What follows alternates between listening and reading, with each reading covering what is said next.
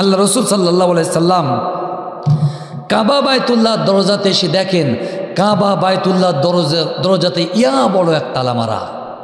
আমার নবীজি জানতেন যে এই কাবা বাইতুল্লাহ দরজা তালার চাবি যার কাছে থাকে তার নাম হলো উসমান ইবনে আবু তালহা। কি নাম?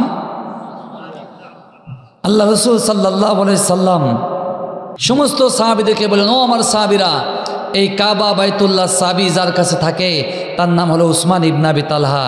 তোমরা উসমান ইবনে আবি তালহাকে গোটা মক্কার জমিনে তন্ন তন্ন করে খুঁজে নিয়ে আসো। আমি রাসূল সাল্লাল্লাহু আলাইহি সাল্লাম এই কাবা বাইতুল্লাহ তালা চাবি দিয়ে তালাটা খুলে আমি ভেতরে প্রবেশ করতে চাই। আমার নবী সাহাবারা বিশ্ব নবীর কথা শোনার পরে গোটা মক্কার জমিনে উসমান ইবনে আবি তালহাকে তন্ন তন্ন করে খোঁজা শুরু করলেন। রাসূলের সাহাবারা মক্কার অলিতে গলিতে উসমান ইবনে আবি তালহাকে খোঁজ করা শুরু করলেন। উসমান ইবনে আবি তালহা কোথায় আছে? তার কারণ আল্লাহ রাব্বুল আলামিনের কাবা বাইতুল্লাহ তালাটা ইচ্ছা করলেই কিন্তু ভাঙা যায় না। জোরে বলেন ঠিক কিনা? আমার বন্ধুগণ, শুধু আল্লাহর কাবা বাইতুল্লাহ নয়, আল্লাহ রাব্বুল আলামিনের যত ঘর দুনিয়ার জমিনে আছে প্রত্যেকটা ঘরকে তাজিম এবং ইজ্জত দেওয়া প্রয়োজন আছে না নাই? আমার বন্ধুগণ, আল্লাহ রাব্বুল আলামিনের এই ঘরগুলোকে যদি আপনারা তাজিম করতে চান, সম্মান করতে চান, সর্বপ্রথম আপনাদের দায়িত্ব এবং কর্তব্য হলো আল্লাহ রাব্বুল আলামিনের কাবা বাইতুল্লাহ সহ বিশেষ করে আমার বাংলাদেশের কথা বলি। আমার বাংলাদেশে আল্লাহ রাব্বুল আলামিনের যত ঘর আছে এই ঘরের মুতাওয়াল্লি যারা হবে, ঘরের রক্ষণাবেক্ষণের দায়িত্ব যারা পালন করবে, ওই দায়িত্ব পালনকারী বান্দাদের ভেতরে আল্লাহ রাব্বুল আলামিনের কোরআনে বর্ণিত খাসলাতগুলো তাদের মধ্যে থাকতে হবে। জোরে বলেন ঠিক কিনা? আমার ভাইয়েরা, 5 তারিখের পূর্ব পর্যন্ত 17 বছর ধরে আমার বাংলাদেশের মসজিদ কমিটি যারা সভাপতি হয়েছে তারা ছিল একটা ইয়াবাখোর। এলাকায় না, অন্য জায়গায়, আমি জানি এলাকায় ভালো। আমার ভাইয়েরা, মসজিদ কমিটির কেশিয়ার যে হয় সে হলো 1 নম্বর সুদখোর ফেন্সি ব্যবসায়ী। অনেক মসজিদে প্রমাণ আছে মসজিদ কমিটির ওই টাকা নিয়ে মসজিদের ক্যাশ দিয়ে সুদের ভেতরে টাকা লাগিয়েছে এমন লোক এলাকায় না থাকলেও অন্য জেলায় আছে, আমি জানি। আমার ভাইরা, আল্লাহ রাসূল সাল্লাল্লাহু আলাইহি সাল্লাম চিন্তা করলেন কাবা বাইতুল্লাহ চাবিটা বড় প্রয়োজন। রাসূলের সাহাবারা গোটা মক্কার জমিন তন্ন তন্ন করে খুঁজলেন উসমান ইবনে আবু তালহা কোথায়। আমার নবী সাহাবারা গোটা মক্কার জমিন তন্ন তন্ন করে খুঁজে যখন উসমান ইবনে আবি তালহাকে কোথাও খুঁজে পেলেন না, আমার নবীজির কলিজার টুকরা সাহাবা আলী কারামাল্লাহু ওয়াজহু আল্লাহ রাব্বুল আলামিনের কাবা বাইতুল্লাহ ছাদে আরোহণ করলেন, ছাদে উঠলেন। হযরত আলী রাদিয়াল্লাহু তাআলা আনহু ছাদে আরোহণ করার পরে দেখলেন কে যেন একজন মাথা কানা লুকিয়ে মাথা কানা কাবা বাইতুল্লাহ ছাদের সাথে লাগিয়ে পালিয়ে আছে। আমার বন্ধুগণ, তার কারণ আল্লাহ রাব্বুল আলামিন যখন স্বৈরাচারদের পাকড়াও করে, স্বৈরাচারদের পালানোর কোনো রাস্তা থাকে না। জোরে বলেন ঠিক কিনা? আমার বন্ধুগণ, আল্লাহ রাসূল সাল্লাল্লাহু আলাইহি সাল্লাম উসমান ইবনে আবি তালহাকে খোঁজ করা শুরু করলেন, কিন্তু কাবা বাইতুল্লাহর মতো একটা সম্মানীয় ঘর, সেই ঘরের চাবি রক্ষক, চাবি যার কাছে থাকে, উসমান ইবনে আবি তালহা কেন পালালেন? পালানোর কারণটা কি? আমার নবী মুহাম্মদুর রাসূলুল্লাহ, রাসূল যখন মক্কা জিন্দিগিতে অবস্থান করতেন, রাসূলের পরে যখন ওহী নাজিল শুরু হয়ে গেল, আমার নবীজির পরে যখন নামাজের বিধানটা আল্লাহ রাব্বুল আলামিন আদেশ করলেন, নামাজের বিধানটা জারি করলেন, রাসূল সাল্লাল্লাহু আলাইহি সাল্লাম কাবা বাইতুল্লাহর পাশে যে মাথা পাশ অর্থাৎ যেখানে তাওয়াফ করা হয়, আপনারা ফেসবুক ইউটিউবে দেখবেন যারা হজ করতে যায়, এই হাজী সাহেবটা কিন্তু কাবা বাইতুল্লাহর ভেতরে ঢুকতে পারে না। এই হাজী সাহেবরা কাবা বাইতুল্লাহ চারিদিক দিয়ে তাওয়াফ করে 7টা করে পাক দেয়। আমার বন্ধুগণ, আল্লাহ রসুল সাল্লাল্লাহু আলাইহি সাল্লাম ওই কাবা বাইতুল্লাহর ভেতরে প্রবেশ করে নামাজ পড়ার সুযোগ পেতেন না। তার কারণ আবু জেহেল, আবু লাহাব, উতবা, সাইবা, ওয়ালিদ বিন মুগিরারা এই কাবাতে তালা মেরে রাখতো। তাদের নিজস্ব প্রয়োজনে কাবার ভেতরে ঢুকতো এবং নিজের ইচ্ছা মতো কাবাটা তালা লাগিয়ে দিত। আমার নবীজি কাবা বাইতুল্লাহর ভেতরে ঢুকতে চাইলেও রাসূলকে কোনোদিন কাবার ভেতরে ঢুকতে দেওয়া হতো না। আমার নবীজি বাধ্য হয়ে ওই কাবা বাইতুল্লাহর মাথাপে নামাজ পড়তেন। আমার নবীজি একদিন কাবা বাইতুল্লাহর মাথাপে সিজদায় পড়ে আছেন। আমার ভাইয়েরা, আমার বন্ধুগণ, একজন মুমিন মুত্তাকি বান্দা যখন সিজদায় চলে যায়, ওই মানুষটা আমার আল্লাহ রব্বুল আলামিনের সাথে সাক্ষাতে লিপ্ত হয়। জোরে বলেন ঠিক কিনা?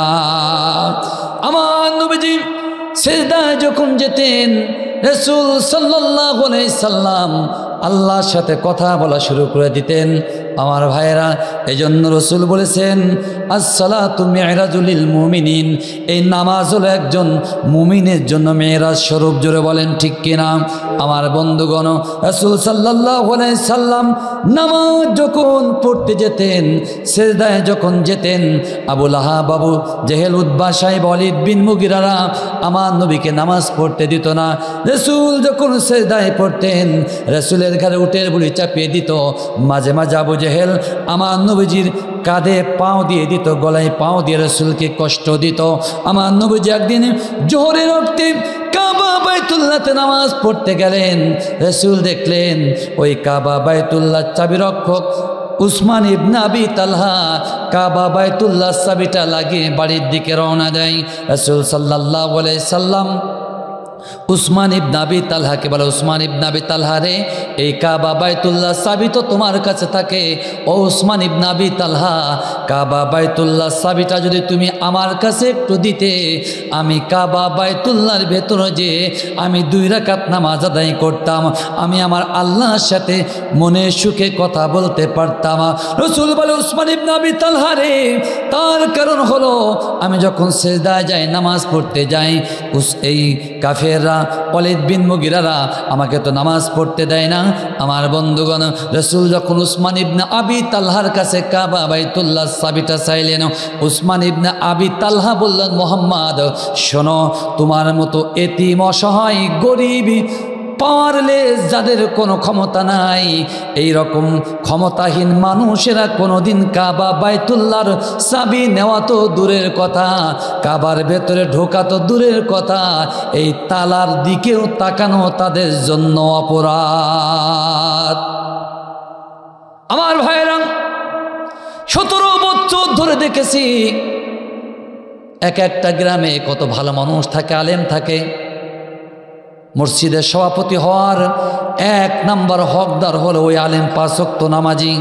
তার কারণ কোরআন দ্বারা রব্বুল আলামিন বলেছেন, মসজিদের সভাপতি দায়িত্বশীল সেই হবে যারা ঈমান আনে আমার আল্লাহর উপরে। জোরে বলেন ঠিক কিনা?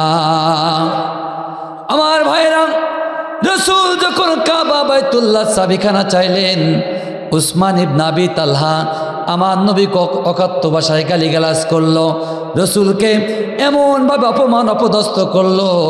রসুল বলল, উসমান ইবনে আবি তালহা, আমি তো কাবা বাইতুল্লাহর মাতব্বরি চাই নাই, আমি তো চিরদিনের জন্য চাবিটা চাই নাই, আমি শুধু চেয়েছি একটু সময়ের জন্য আমি সেজদা দিতে চাই, আল্লাহর সাথে কথা বলতে চাই।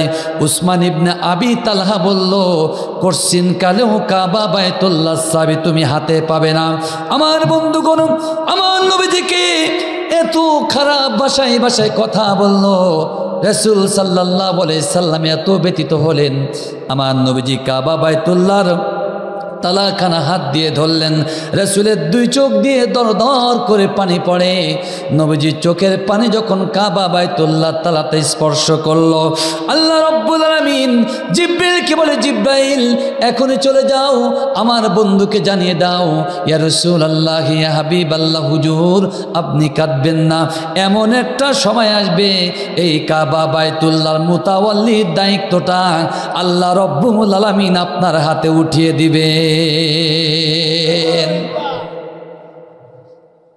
আমার নবীজি উসমান ইবনে আবি তালহাকে বলে, ও উসমান ইবনে আবি তালহা, আজকে তো কাবা বাইতুল্লাহ চাবিখানা আমাকে তুমি দিলে না।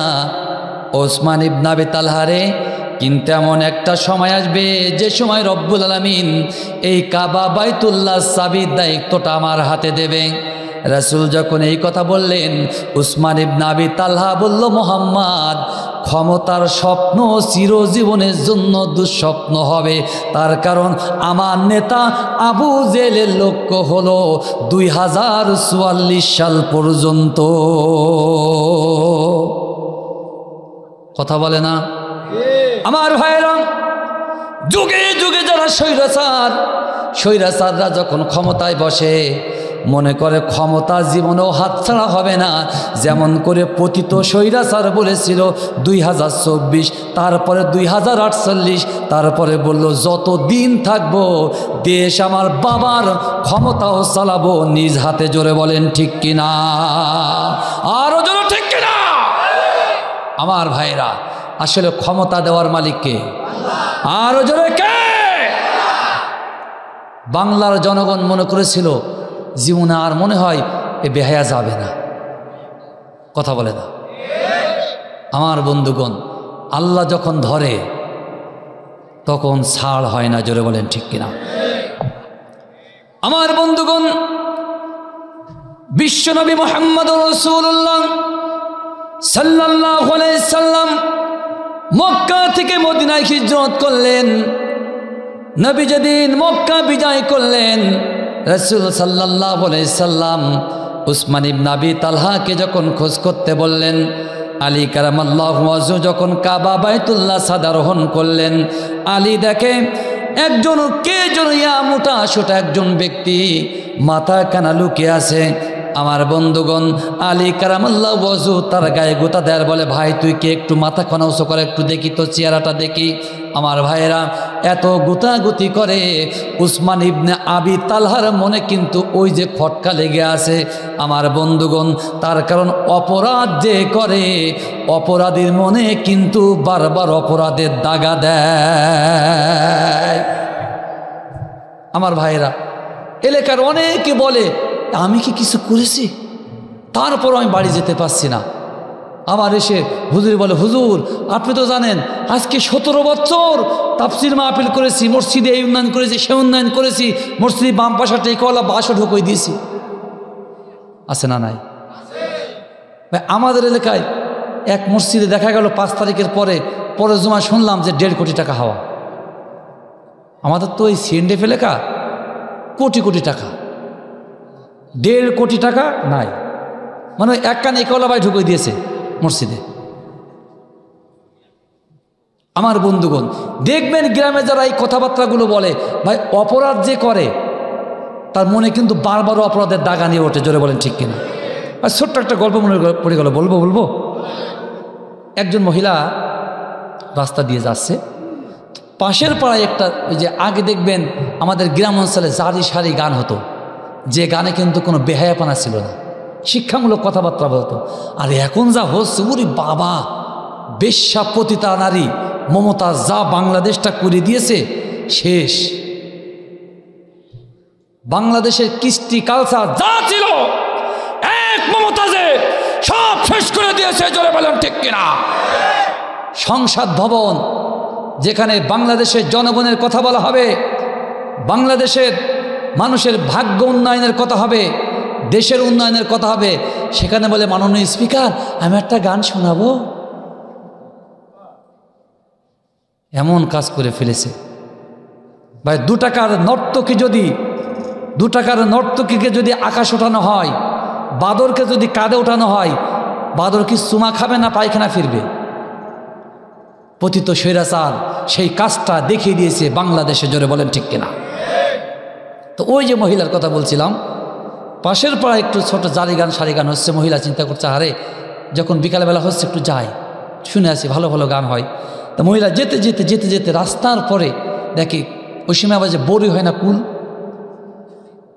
বড়ই, মানে টসটসে পাকা বড়ই, যেতে দেখে একটা মানে টক যাকে বলা হয়, আমাদের যশোর এবং ঝিনাইদহ ভাষা টক বা ট্যাঙা বলা হয়। মহিলারা যদি টক কুল দেখে লোভ কি সামলাতে পারে? তো বলে আরে আল্লাহ, গান শুনতে যে একটা কুলও খেতে পারবো না, হঠাৎ করে ঠস করে একটা কুল পড়েছে, বড়ি পড়েছে, পড়বে না পড়বে পায়খানার উপরে। এখন মহিলা কি করলো, এপাশে ওপাশে টাইগারকে কেউ নেই, বড়িটা তুলে নিয়ে কাপড়ে ঘষা দিয়ে খেয়ে নিয়েছে। ভাই মহিলা ওখান থেকে খাওয়ার পরে চলে গেছে যেখানে গান হচ্ছে, মহিলা সবাই গান শোনে, মহিলা ও মহিলাদের পাশে দাঁড়িয়ে গেছে। এখন ওই যে বেটা সাহেব যে গান গায় শিল্পী, ওর গানের শেষ কথা হলো বলবো রে তোর কুলের কথা। মানে ও গান গায়, গাইতে গাইতে গাইতে গাইতে গাইতে ওই মহিলা যেখানে দাঁড়িয়ে আছে গানের শেষ কথা বলে বলবো রে তোর কুলের কথা। এখন ওই মহিলা মনে মনে বলছে রে বাবারে, আমি যে পায়খানা থেকে কুল উঠাই খেলাম এই বেটা জানে কি করে। ভাই মহিলার কাছে যা টাকা ছিল ওর থেকে কিছু টাকা দিয়েছে। শিল্পী মনে মনে ভাবছে বাবা আমার গানে সন্তুষ্ট হয়ে টাকা বকশিয়ে দিয়েছে। এখন ওই শিল্পী আবারও ঘুরে ঘুরে ঘুরে এসে ওই ঠিক ওই জায়গায় এসে বলছে বলবো রে তোর কুলের কথা। মহিলা বলছে কি রে, একটা কুল খেয়ে এত অপরাধ করলাম, টাকা যা ছিল সব দিয়ে দিতে বলছে। মনে মনে বলছে বাবা আর বলিস নি। কারণ শিল্পী মনে মনে ভাবছে আরে আবার টাকা দিল। ওই বেটা ঘুরে এসে আবার ওখানে বলছে বলবো রে তোর কুলের কথা। যেই না বলেছে মহিলা জুতা খুলে বলছে তোর গান গাওয়াচ্ছি দাঁড়া, এই কুল খাইছে তো কি হয়েছে রে। আমার ভাইরা, পতিত স্বৈরাচার আওয়ামী ফ্যাসিস্ট শেখ হাসিনার দোসর যারা প্রত্যেকটা গ্রামে এ বলে অপরাধ করে নাই, ও বলে অপরাধ করে নাই, এ বলে এ করেছি তা করেছি, ইসলামের উন্নয়ন করেছি। আমার বন্ধুগণ, উন্নয়ন যদি করেছো ভয়ে কেন গ্রাম ছেড়ে এলাকা ছেড়ে দেশ ছেড়ে পালিয়ে যাও, জোরে বলেন ঠিক না। আমার বন্ধুগণ, অপরাধ যারা করে মনের ভেতরে বারবার কিন্তু ফুটুস মারে, জোরে বলেন ঠিক কিনা। অপরাধী যদি না হতে ওই বলবো রে তোর কুলের কথা, পায়খানা খাওয়ার কথা মনে উঠতো না, জোরে বলেন ঠিক কিনা। আমার ভাইরা গভীর মনোযোগ। হযরত আলী রাদিয়াল্লাহু তাআলা আনহু সাদের পরে উঠে বলে ভাইকে একটু তোমার মুখটা উঁচু করো। মুখটা যখন উঠায় না, বারবার যখন গোতাগতি করে, আল্লাহ রসুল বলে আলী রে কি হয়েছে? আলী বলে ইয়া রাসূলুল্লাহ, ইয়া হাবিবাল্লাহ, হুজুর কে জনই কাবা বাইতুল্লাহ সাদে মুখটা লুকিয়ে শুয়ে আছে। রাসূল বলে আলী রে মুখটা একটু উঁচু করো। আলী বলে ইয়া রাসূলুল্লাহ, এত ডাকাডাকি করি তারপরেও তো মুখটা উঁচু করে না। আমার নবীজির একজন সাহাবা কাবা বাইতুল্লাহ সাদে উঠলেন, দুইজন ধরে যখন ওই বেটা উসমান ইবনে আবি তালহার মুখটা উঁচু করলেন, আল্লাহ রসুল বললেন উসমান ইবনে আবি তালহা রে আজকের আর পালায়ে কোনো লাভ হবে না, জোরে বলেন ঠিক কিনা। আমার বন্ধুগণ, স্বৈরাচার যখন ধরা খায় পালানোর কোনো গর্ত বাংলার জমিনে থাকবে না, জোরে বলেন ঠিক কিনা। আমার ভাইরা দেখবেন স্বৈরাচাররা যখন ধরা খায় পালানোর কোনো রাস্তা আর আল্লাহ অবশিষ্ট রাখে না, জোরে বলেন ঠিক কিনা। পতিত স্বৈরাচারের টাকা কামাই করার মেশিন, যার নাম হলো পীর বাবা, দরবেশ বাবা সালমান এফ রহমান। কথা বলে না, পালানোর জন্য কোনো রাস্তা যখন পেল না, দাঁড়িয়ে সেইসে গেরুয়া পোশাক পরে যখন শেষ সম্বল সারা জীবন কিস্তিতে করে যে টাকা কামাই করে সেই কিস্তির মাধ্যমে পালাতে গেল, পুলিশরা বলছে মাপ নেই। কথা বলে না। আমার বন্ধুগণ, এজন্য আগামী দিনের জন্য বাংলার জমিনে আর কোন স্বৈরাচার বাংলার মানুষের পরে দুঃশাসন দেখানোর সাহস পাবে না, জোরে বলেন ঠিক কিনা। এজন্য প্রত্যেকটা ঘরে ঘরে ইসলামী আন্দোলনের দুর্বার ঘাঁটি গড়ে তুলতে হবে, জোরে বলেন ঠিক কিনা। আমার ভাইরা, আল্লাহ রসুল বলল উসমান ইবনে আবি তালহারে আজকের পালায় লাভ হবে না, নেমে আসো। আমার বন্ধুগণ, উসমান ইবনে আবি তালহা মনে মনে ভাবলা আরে আমি যে মোহাম্মদ আবদুল্লাহর পুত্র মোহাম্মদের সাথে যে খারাপ আচরণ করেছিলাম, আজকের তো মক্কার জমিনের একমাত্র ক্ষমতা আল্লাহ রাব্বুল আলামিন যার হাতে দিয়েছেন তিনি হলেন মোহাম্মদ রাসূলুল্লাহ। এই মোহাম্মদ সাল্লাল্লাহু আলাইহি সাল্লাম শুধুমাত্র কাবা বাইতুল্লাহ চাবি চাওয়ার কারণে আমি তাকে যে অপমান অপদস্থ করেছিলাম, আজকের বুঝে আমার আর দ্বিধাই হবে না, আজকের এই বুঝে আমার দুনিয়া থেকে বিদায় নিতে হবে। উসমান ইবনে আবি তালহা আমার নবীজির সামনে এসে যখন দাঁড়ালেন, রাসূল সাল্লাল্লাহু আলাইহি সাল্লাম কোনো ধমকও দিলেন না, গরমও দিলেন না। আমার বন্ধুগণ, রাসূলের আদর্শ কাকে বলা হয়?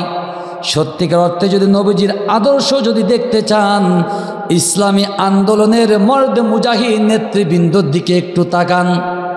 আমার বন্ধুগণ, উসমান ইবনে আবি তালহা যেই কিনা সামনে আসলেন, রাসূল ধমকও দিলেন না, চাবিটাও কেড়ে নিলেন না। রাসূল বলেন, উসমান ইবনে আবি তালহা রে, ওই যে আগের দিন চাবি চেয়েছিলাম, চাবি তো দেও নাই। উসমান ইবনে আবি তালহা, আজকের কি কাবা বাইতুল্লাহর চাবিখানা আমার হাতে দিবে? আমার বন্ধুগণ, রাসূল আমাদেরকে শিক্ষা দেয়, সাধারণ নিরপরাধ মানুষের পরে আঘাত নয়, তাদেরকে দিনের দাওয়াত দিতে হবে। যদি তারা দাওয়াত গ্রহণ করে আল্লাহ এবং ইসলামের পথে আসে, তাদেরকে মাফ করে দাও। যদি তারা তওবা করে, তওবাতুন নসুহা করে যদি সত্যিকার অর্থে দিনের পথে আসে, তাদেরকে তোমরা গ্রহণ করো। আর যদি তারা স্বৈরাচারী মনোভাব নিয়ে তারা যদি আবার জনগণের ক্ষতি সাধন করতে চায়, তাদের বিরুদ্ধে কোরআন এবং হাদিস অনুযায়ী ব্যবস্থা গ্রহণ করতে হবে। জোরে বলেন ঠিক কিনা? আমার নবীজি উসমান ইবনে আবি তালহার কাছে যখন চাবিটা চাইলেন, উসমান ইবনে আবি তালহা চাবিখানা বের করে দিয়ে চোখের পানি ছেড়ে দিয়ে বলে, ইয়া রাসূলুল্লাহ, ইয়া হাবিবাল্লাহ, হুজুর, আমি বুঝতে পারি নাই আপনি যে সত্যিকার অর্থে একজন নবী। ওগো নবীজি, ইসলাম যে এত সুন্দর, ইসলামের সমান আদর্শ যে এত সুন্দর, আমি বুঝতে পারি নাই। ইয়া রাসূলুল্লাহ, ইয়া হাবিবাল্লাহ, হুজুর, এই কাবা বাইতুল্লাহর মাতব্বরি আমার দরকার নাই। কাবা বাইতুল্লাহ চাবিখানা আপনি গ্রহণ করেন, কিন্তু ওই ইমানের কালিমা থেকে আপনি আমাকে মাহরুম করবেন না। আমার নবীজি উসমান ইবনে আবি তালহা কে বলেন, উসমান ইবনে আবি তালহা, ইসলাম এবং কোরআন এবং কালিমার দরজাটা গোটা পৃথিবীর মানুষের জন্য খোলা। জোরে বলেন ঠিক কিনা? তার কারণ আল্লাহ রাব্বুল আলামিন কোরআন দ্বারা জানিয়ে দিয়ে বলেছেন, এই কোরআন আল্লাহ তাআলা নাজিল করেছেন গোটা দুনিয়ার মানুষের হেদায়েতের জন্য। জোরে বলেন ঠিক কিনা? আমার বন্ধুগণ, আল্লাহ রসুল যখন চাবিখানা গ্রহণ করলেন, কাবা বাইতুল্লাহ তালাখানা খুললেন, আল্লাহ নবীজির চাবি আবু বকর চিন্তা করল, হারে এই কাবা বাইতুল্লাহ চাবিখানা রসুল মনে হয় আমার হাতে দিবেন। তার কারণ কাবা বাইতুল্লাহর চাবি রক্ষক হওয়া অত্যন্ত ইজ্জতের ব্যাপার, সম্মানের ব্যাপার। আমার বন্ধুগণ, আলী মনে করে আমি তো নবীজির অত্যন্ত কাছের সাহাবা এবং নবীজির অত্যন্ত মহব্বতের প্রিয় জামাই, এই কাবা বাইতুল্লাহ চাবিটা মনে হয় রসুল সাল্লাল্লাহু আলাইহি সাল্লাম আমার কাছে দিবেন। উসমান চিন্তা করে কাবা বাইতুল্লাহ চাবিখানা মনে হয় রসুল সাল্লাল্লাহু আলাইহি সাল্লাম আমার কাছে দিবেন। হযরতে ওমর চিন্তা করে, আমি রসুল সাল্লাল্লাহু আলাইহি সাল্লাম বলেছেন আমার পরে যদি কেউ নবী হয় সে হলো ওমর, সুতরাং কাবা বাইতুল্লাহ চাবির দায়িত্ব মনে হয় রসুল সাল্লাল্লাহু আলাইহি সাল্লাম আমার কাছে দেবেন। আমার ভাইরা, উসমান ইবনে আবি তালহা চোখের পানি ছেড়ে কাঁদে আর মনে মনে ভাবে, রব্বুল আলামিন, আগে যদি বুঝতাম এই হেদায়েতের আলো থেকে এতদিন মাহরুম থাকতাম না। আমার রব্বুল আলামিন বিশ্ব নবীকে কোরআনুল কারীমের আয়াতের মাধ্যমে জানিয়ে দিলেন, ওগো নবীজি, কাবার চাবি যাত্রার কাছে দেওয়া যাবে না। ইন্নাল্লাহা ইয়ামুরুকুম আন তুআদ্দুল আমানাতি ইলা আহলিহা। আল্লাহ বললেন, নবী, কাবা বাইতুল্লাহ চাবি আপনি যেখান থেকে নিয়েছিলেন, যেহেতু সেই মানুষটা এখন আপনার সাহাবা ইসলাম গ্রহণ করেছে, ঈমান গ্রহণ করেছে, সুতরাং আমানতটা যেখানেই ছিল, ওগো নবীজি, আপনার দায়িত্ব কর্তব্য হলো আমানতের খেয়ানত না করে আমানতের রক্ষাকারী হওয়া। জোরে বলেন ঠিক কিনা? আমার বন্ধুগণ, আল্লাহ রব্বুল আলামিন কোরআন দ্বারা জানিয়ে দিয়ে বললেন, ইন্নাল্লাহা ইয়া'মুরুকুম আন তুআদ্দুল আমানাতি ইলা আহলিহা। আল্লাহ বললেন, ও দুনিয়ার মানুষ শোনো, তোমরা যারা ঈমান এনেছো, তোমরা যারা মুসলমান, তোমরা কখনো আমানতের খেয়ানত করবে না। আমার বন্ধুগণ, আমার ভাইয়েরা, বলেন তো দেখি, আমরা যারা বাংলাদেশের মুসলমান, আমরা কি আমানতের খেয়ানতকারী না আমানত রক্ষাকারী? খেয়ানতকারী। আচ্ছা, রক্ষাকারী। আমার বন্ধুগণ, এই যখন দুই গ্রুপ হয় আমার মাঝে মাঝে কিছু প্রশ্ন ওঠে। ওই প্রশ্ন যদি এখানে করি বিপদে যাওয়া প্রশ্ন করার দরকার নেই ভাই, তাহলে এখন আলোচনা খুব তাড়াতাড়ি শেষ করে দেব। আমার বন্ধুগণ, এই সব প্রশ্ন করলে আলোচনা লং হবে, আমার কণ্ঠের অবস্থা ভালো না, লং আলোচনা করব না। একটু বলবো আমার বন্ধুগণ, ইমামে আজমে আবু হানিফা রহিমাহুল্লাহ আলাইহে, ওনার একজন শাগরেদ ছিল। বলছে, হুজুর আমার একটা ছাগল আছে, ছাগলটা জবে করে খেতে চাই। বলছে, বাবা খাওয়ার সমস্যা কি? বলছে, হুজুর সমস্যা আছে। বলছে, হুজুর সমস্যা আবার বেটা, ছাগল খাবি, সমস্যা কি? বলছে, হুজুর এই ছাগলটা সামনের সাইড দেখতে ছাগলের মতো আর পিছনের সাইডটা দেখতে কুকুরের মতো। হুজুর ফতোয়া দিন ছাগলের গোশ খাওয়া জায়েজ না হারাম? আবু হানিফা মাথা নিচু করে বলছে, কত বড় পাকনা মুরিদ, আমার মশলা দিয়ে আটকানোর জন্য বাড়ি থেকে মশলা তৈরি করে নিয়েছে। বেটা এরকম ছাগল আবার হয় নাকি? আচ্ছা হুজুর আপনি শুধু আমার ধমক দেন, হয় কি না আমার বাড়ি চলেন। ইমামে আজম আবু হানিফা চিন্তা করে, গভীর চিন্তা করে উনি বলছে, বাবা বাড়িতে যাও, যে এক পাত্রে রাখবা লতা পাতা, অন্য পাত্রে রাখবা রক্ত মাংস। ছাগল যদি লতা পাতা খায় গোশ খাওয়া জায়েজ, আর যদি রক্ত মাংস খায় গোশ খাওয়া না জায়েজ। ফতোয়া ক্লিয়ার না আমার ভাইরা? গভীর মনোযোগ। তারপরের দিন ওই শাগরেদ চোখের পানি ছেড়ে বলছে, হুজুর কি ফতোয়া দিলেন? আগে তো ছাগলটাকে যত্ন করতাম, ছাগলটা একটু দেখতো অন্যরকম বলে সবসময় কাছে রাখতাম, গালে তুলে পাতা খাওয়াতাম। বাড়িতে যারা ছাগল পোষে তারা কিন্তু এভাবে ছাগলগুলো যত্ন করে না? আমার ভাইয়েরা, ইমামে আজম আবু হানিফা বলে, বাবা কেন, কি হয়েছে? বলছে, হুজুর আপনার কথা মতো ছাগলকে যখন লতা পাতা দিলাম, ছাগল লতা পাতা খায়, রক্ত মাংস গোশ দিলাম, ছাগল রক্ত মাংস গোশও খায়। এখন ফতোয়া দেন গোশ খাওয়া জায়েজ কি হারাম? ভাই আপনারা বলেন তো দেখি, এই ছাগলের গোশ খাওয়া জায়েজ এই পক্ষে কারা? হাত উঁচু করে দেখান তো। না জায়েজ এই পক্ষে কারা? হাত উঁচু করেন। ঠিক আছে, আল্লাহর বিচার ঠিক আছে। এই জন্য ইনানের চেয়ারম্যান হিজলে, মানে কোনো পক্ষে না, জায়েজের পক্ষে না, না জায়েজের পক্ষে না। ভাই এক পক্ষে তো ভুল তো হতে পারে, এক পক্ষে তো বলবেন, আন্দাজে বললাম, কোনো পক্ষে না, এবার কেমন কথা?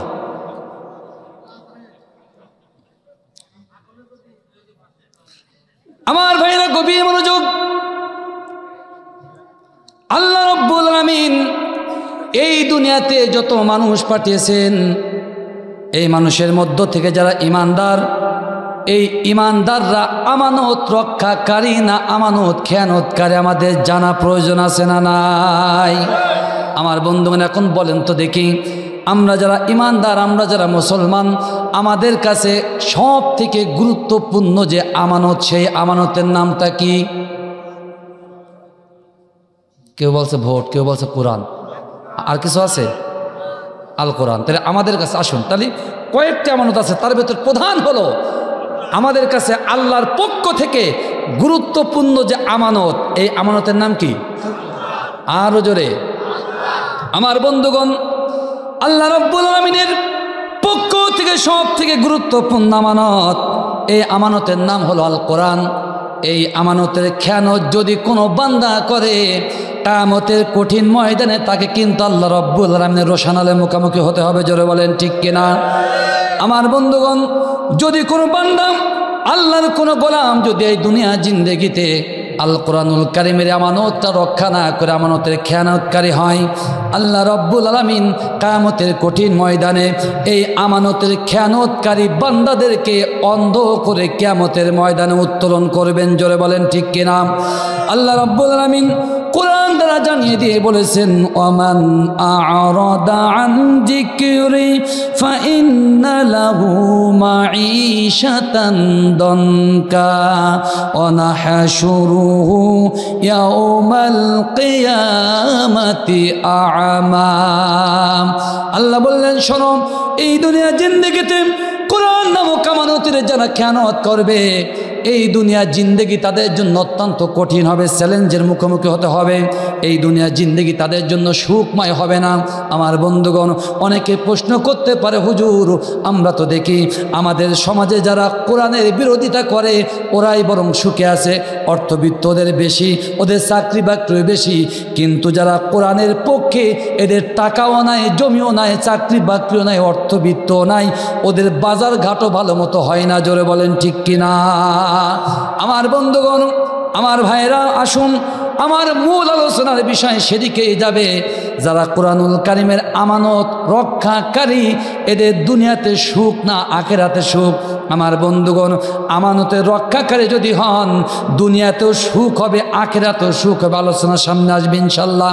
আমার বন্ধুগণ, কিন্তু আল্লাহ রাব্বুল আলামিনের কোরআনুল কারিমের যারা খেয়ানত করবে, আমানতের খেয়ানত যারা করবে, দুনিয়াতে তারা সুখী হবে, তারা কমপ্লিটলি লাইফটা সুখ ভোগ করতে পারবে না, সামান্য সময়ের জন্য। যেমন করে স্বৈরাচার গভর্নমেন্ট 17 বছর আরামে থেকে এখন একেবালা বাসের পরে উঠছে আর নামছে। 17 বছর খুব সুখে থেকেছে। আজকে আসছিলাম আপনাদের মাহফিলে, তো আস্তে আস্তে রাস্তা চিনতে পারছিলাম না বলে ভাবলাম একটু চা খেয়ে নিই। ওখানেও দেখলাম বলছে যে আমাদের আর কথা বলার জায়গা নেই। তারা যেন বলছে কথা বলবি কেন, কথা বলার কি প্রয়োজন, চুপ মেরে থাক। আমার ভাইরা, সুতরাং আমানতের খেয়ানত যারা করবে, আমার বন্ধুগণ, বড় নেতা আমানতের কোরআনুল কারিমের আমানতের খেয়ানত করে, বড় মাপের নেতা, টাকা পয়সার অভাব নাই, অর্থবিত্তর অভাব নাই, পাজরো গাড়ি, 2 তলা 3 তলা বাড়ি, এসি লাগানো আছে, এক ছেলে এক মেয়ে ইউনিভার্সিটিতে পড়ে। আমার বন্ধুগণ, মেয়ে ইউনিভার্সিটি থেকে বাড়িতে এসেছে, মনে করেন এই বালিয়াডাঙ্গা গ্রামে এসেছে, মেয়েটা ঢাকা ইউনিভার্সিটিতে পড়ে। নেতা উনি আকাম কুকাম করে জনগণের হদ্দ খাওয়া খেয়ে বাড়িতে এসেছে।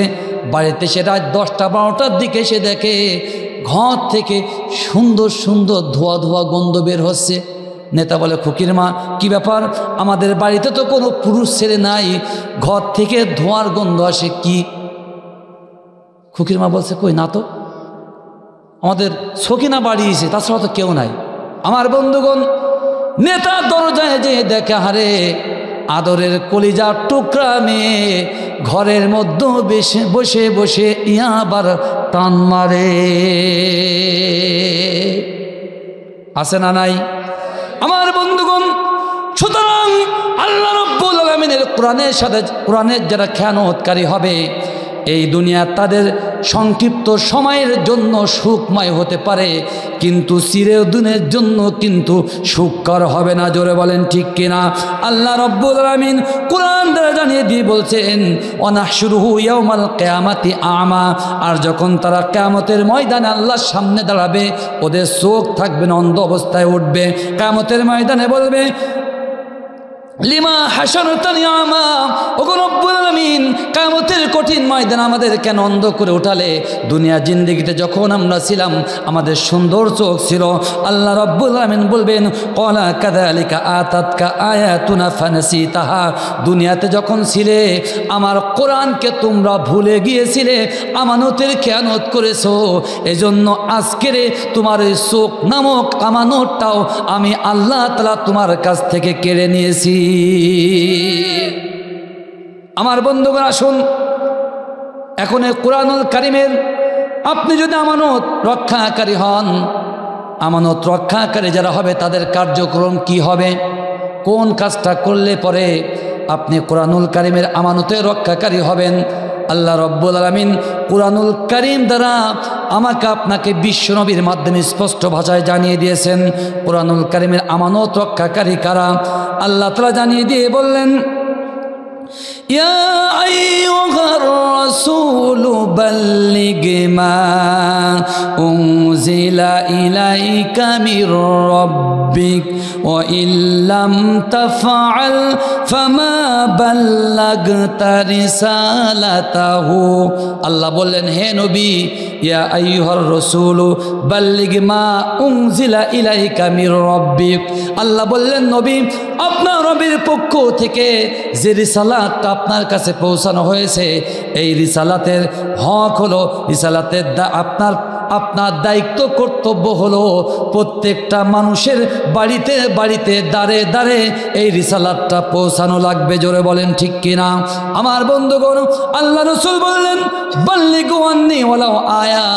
রসুলের পক্ষ থেকে যদি একটা আয়াত তোমাদের কাছে পৌঁছায়, তোমরা যদি কুরআনুল কারীমের আমানতে রক্ষাকারী হও, এই একটা আয়াত শেখার পরে, জানার পরে এই আয়াতের দাওয়াতি কাজ অন্য মানুষের কাছে করতে হবে। আমার বন্ধুগণ আসুন, এই দাওয়াতি কাজটা কিভাবে করতে হবে। রসুল যখন নবুয়ত পাওয়া শুরু করলেন, রসুল যখন নবুয়ত পেলেন, আমার নবী যখন কোরআনের দাওয়াতি কাজ শুরু করলেন, বিশ্বনবী যখন কোরআনের দাওয়াতি কাজ শুরু করলেন, রসুল একটা কথা বললেন, ইয়া আইয়ুহান নাস কুলু লা ইলাহা ইল্লাল্লাহ। নবীজি বললেন, ও মক্কাবাসীরা, তোমরা সকলে পড়ো লা ইলাহা ইল্লাল্লাহ। আবু জেহেল, আবু লাহাব, উতবা, শাইবা, ওয়ালিদ বিন মুগিরারা যখন শুনল লা ইলাহা ইল্লাল্লাহ, আবু জেহেল্লা চিন্তা করল, আরে আমরা যদি লা ইলাহা ইল্লাল্লাহ এই কথাটা স্বীকার করি, যেদিন থেকে লা ইলাহা ইল্লাল্লাহ শব্দটা স্বীকার করব, ওদিন থেকে আর মক্কার জমিনের ক্ষমতা আমাদের হাতে আর থাকবে না।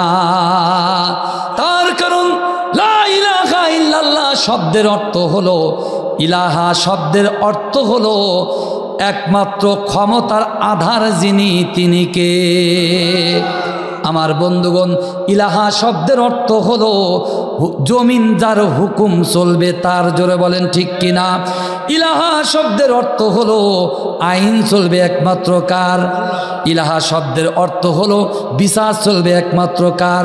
ইলাহা শব্দের অর্থ হলো জমিনে শাসন করবে যারা ইলাহার কাছে মাথা নত করবে। জোরে বলেন ঠিক কিনা?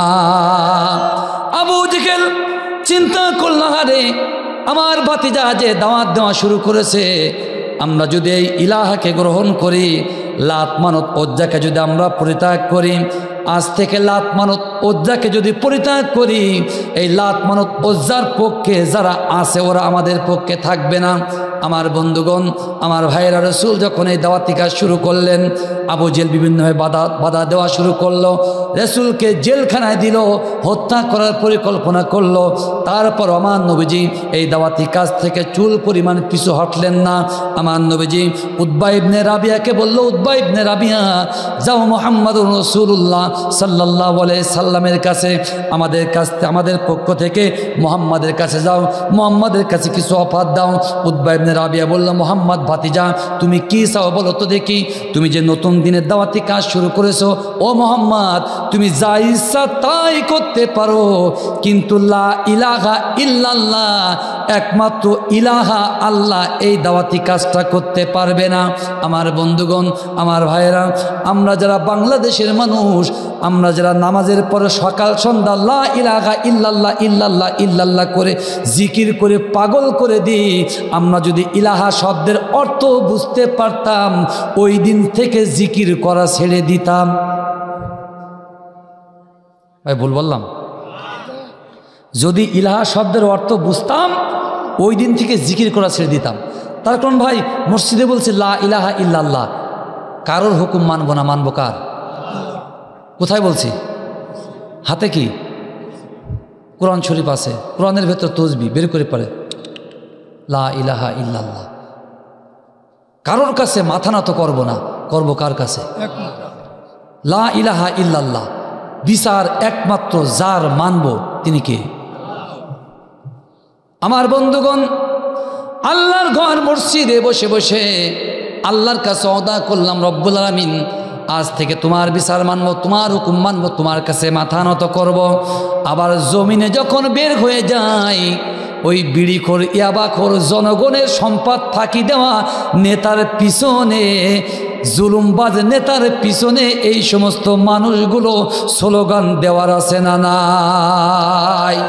আমার ভাইরা, মসজিদে বসে লা ইলাহা ইল্লাল্লাহ বলল, জমিনে এসে আল্লাহ, জমিনে এসে আবার মুনাফিকি করলো। বলেন তো দেখি, যারা মুনাফিক এরা কি মুসলমান না জাহান্নামী?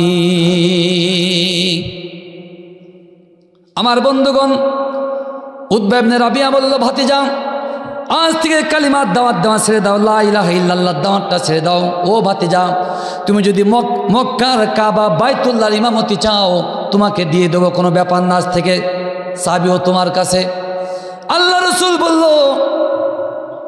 উতবা ইবনে রাবিয়াকে বলল, চাচা কাবা বাইতুল্লাহর ইমামতি করার জন্য তো আমি আসি নাই। আমার বন্ধুগণ, রাসূলকে বলল, ভাতিজা তুমি যদি অর্থ চাও, কত টাকা প্রয়োজন বলো, তোমাকে টাকা দিয়ে দেওয়া হবে। রাসূল বললেন, চাচা আমার তো টাকা পয়সা প্রয়োজন নাই। আমার নবীজিকে বলল, উতবা ইবনে রাবিয়া বলল, ভাতিজা তুমি যদি মন্ত্রিত্ব চাও, কোন মন্ত্রণালয়ের মন্ত্রিত্ব চাও বলো, তোমাকে দিয়ে দেওয়া হবে। আমার নবীজি বললেন, চাচা মন্ত্রিত্ব আমার প্রয়োজন নাই। উতবা ইবনে রাবিয়া বলল, ভাতিজা তোমার যদি সুন্দরী নারী প্রয়োজন হয় বলো, কোন নারী চাও। রসুল কথা বললেন না, প্রয়োজন নাই। আমার নবীকে বলল, ভাতিজা তুমি যদি অসুস্থ হও বলো, সর্বোচ্চ চিকিৎসার ব্যবস্থা করা হবে। আমার বন্ধুগণ, এই দুনিয়াতে সব থেকে লোভনীয় বিষয় হলো চারটা। 1 নম্বরে হলো অর্থ, 2 নম্বরে হলো ক্ষমতা, 3 নম্বরে সুস্বাস্থ্য এবং 4 নম্বরে হলো নারী। আল্লাহ রসুলকে 4টা গুরুত্বপূর্ণ বিষয় যখন রসুলকে আকর্ষিত করা হলো, আল্লাহ রসুল বললেন, চাচারে এই 4টা বিষয় নাই, আমার যদি এক হাতে চন্দ্র অন্য হাতে যদি সূর্য এনে দেওয়া হয়, তারপরও আল্লাহ রব্বুল আলামিন আমার যে দিন কায়েমের ম্যান্ডেট নিয়ে পাঠিয়েছেন, আমি রসুল এই ম্যান্ডেট থেকে 1 চুল পরিমাণ পিছু হটতে পারবো না।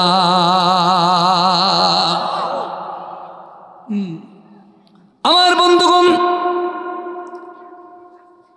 আল্লাহ রসুল যখন দিনের দাওয়াতি কাজ করা শুরু করলেন, আমার রব্বুল আলামিন কোরআন দ্বারা জানিয়ে দিয়ে বললেন, নবী এই দিনের দাওয়াতি কাজ তো আপনি শুরু করেছেন, এই দিনের দাওয়াতি কাজের মূল চাওয়া, মূল মাকসাদ হলো, আল্লাহ তাআলা কোরআন দিয়ে জানিয়ে দিয়ে বলছেন, আন আকিমুদ্দিনা ওয়ালা তাতাফাররাকু ফি।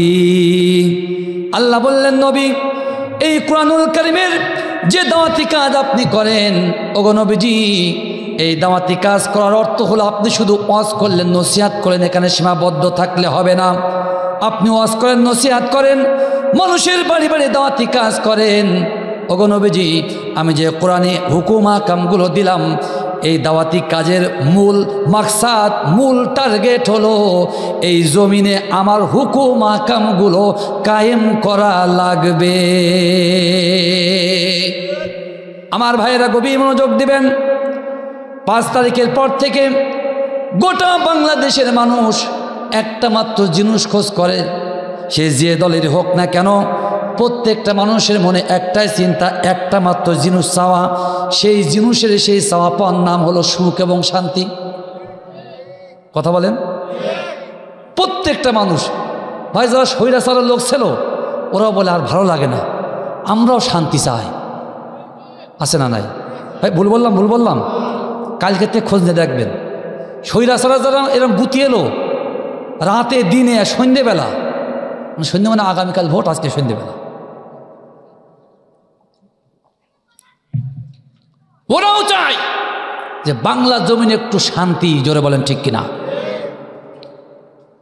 আমার বন্ধুগণ, এই সুখ এবং শান্তি যদি কায়েম করতে হয়, আল্লাহ তাআলা বলছে আন আকিমুদ্দিন, একটাই মাত্র পথ, একমাত্র দফা। দফা কতটা?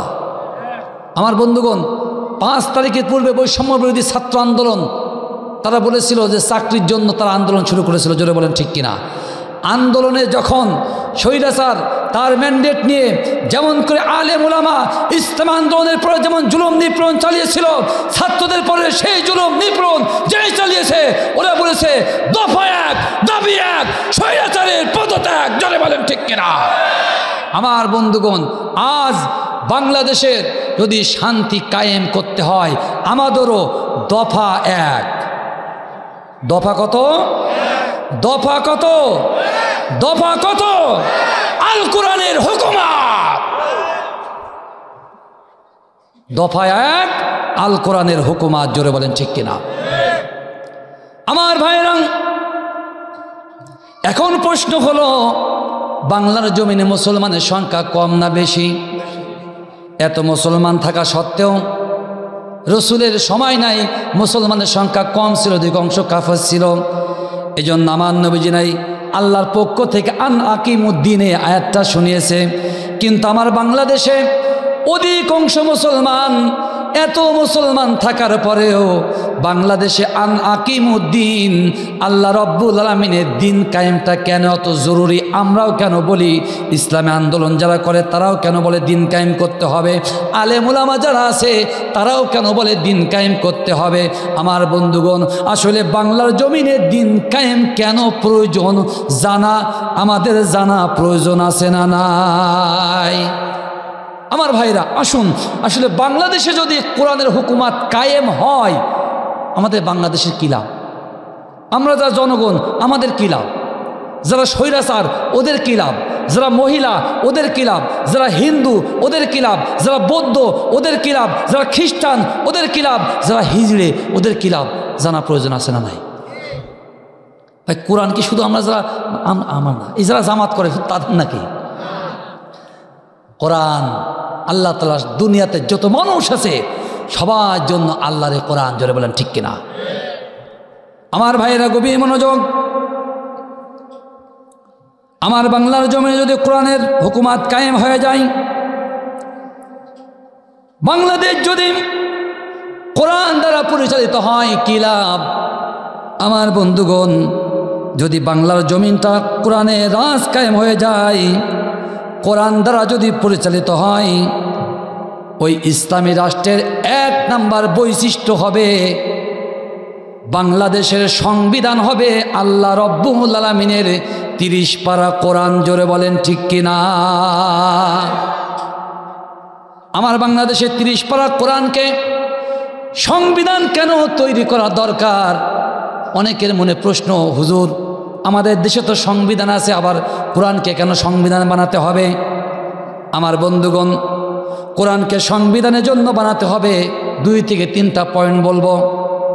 আমার বন্ধুগণ, 1971 সাল থেকে এই 5 তারিখের আগ পর্যন্ত আমরা দেখেছি ক্ষমতার মসনাদে যেই বসে নিজের ব্যক্তি স্বার্থে নিজেকে কোটিপতি বানানোর জন্য আমেরিকা, ব্রিটেন, ফ্রান্স এবং তুরস্ক সহ বিভিন্ন রাষ্ট্রে বাড়ি করার জন্য ওই ডক্টর কামালের লিখিত সংবিধানকে ইচ্ছা মতো টেনে টুনে লম্বা করে কেশে কুশে একেবারে ফাটাফাটি করে পরিমার্জন করে আসে না নাই?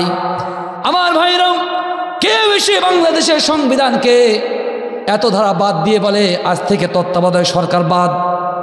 কেউ বলে যে না, এদেশ শুধু মুসলমানরা বাস করে না, বাংলাদেশ ইসলামী রাষ্ট্র থাকবে না, সেকুলার রাষ্ট্র। আমার ভাইরা, কেউ ক্ষমতা পাকাপোক্ত করার জন্য, গণতান্ত্রিক ব্যবস্থাকে বাদ দেওয়ার জন্য ডক্টর কামালের লেখা সংবিধানকে তারা পরিবর্তন করে, জোরে বলেন ঠিক কিনা? আমার বন্ধুগণ, বাংলাদেশ যদি ইসলামী রাষ্ট্র হয়, কোরআন যদি বাংলাদেশের সংবিধান হয়, এই কোরআন পরিবর্তন তো দূরের কথা, কেউ যদি কোরআনের দিকে চোখ তুলে তাকায়, বাংলাদেশের লক্ষ কোটি তৌহিদি জনতা তার চোখটা আঙ্গুল দিয়ে তুলে ফেলে দেবে, জোরে বলেন ঠিক কিনা? আমার ভাইরা, শুধু তাই নয়, মানব রচিত আইন ও কানুন দিয়ে মানুষের জীবনে শান্তি এবং স্থিতি ইস্তেকামাত করা যায় না, কায়েম করা যায় না। তার কারণ মানুষরা যে সংবিধান তৈরি করে নিজেদের স্বার্থে তৈরি করে। আপনি যে আইনটা তৈরি করবেন আপনার নিজস্ব স্বার্থে আইন তৈরি করবেন, কিন্তু আমার রব্বুল আলামিন কোরআনের মধ্যে যে আইনটা তৈরি করেছেন, আমার আল্লাহর কাছে ওই ব্যক্তি সব থেকে ভালো যে আমার আল্লাহর কোরআনের কাছে আসে এবং আমার আল্লাহ নিকটবর্তী হয়, জোরে বলেন ঠিক কিনা? আমার বন্ধুগণ, শুধু তাই নাই, আল্লাহ রব্বুল আলামিন কোরআন দ্বারা জানিয়ে দিয়ে বলেছেন, ওয়ামাল্লাম ইয়াহকুম বিমা আনজালাল্লাহু ফাউলাইকা হুমুল কাফিরুন।